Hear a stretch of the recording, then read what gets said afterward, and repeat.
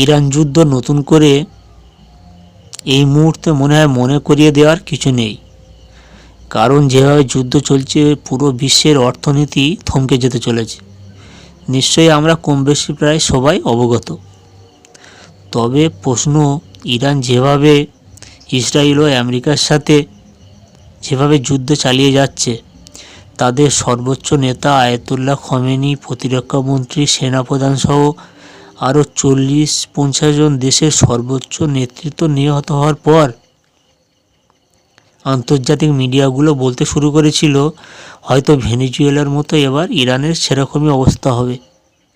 তবে বিশ্বকে হতবাক করে তাদের নতুন নেতৃত্ব যুদ্ধ যেভাবে চালিয়ে যাচ্ছে, আমেরিকা, ইসরায়েল, সৌদি আরব, আরব আমিরাত বা আরও যে দেশগুলো হামলা চালাচ্ছে মার্কিন ঘাঁটিগুলোকে লক্ষ্য করে, বিশ্ব অবাক হয়েছে।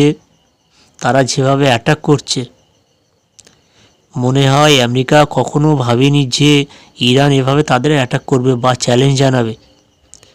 জানি না ইরান এই লড়াই তারা কতক্ষণ চালিয়ে যেতে পারবে, তবে তারা এই পর্যন্ত যুদ্ধে যেভাবে তাদের শত্রুদের অ্যাটাক করছে, বিশেষ করে আমেরিকাকে এইভাবে অ্যাটাক করা যায়, মনে হয় পৃথিবীর বড় বড় দেশগুলি তারাও কোনো দিন ভাবেনি। এখন দেখার এই যুদ্ধ কতদিন চলে বা ইরান কতদিন টিকে থাকবে, সেটাই এখন দেখার।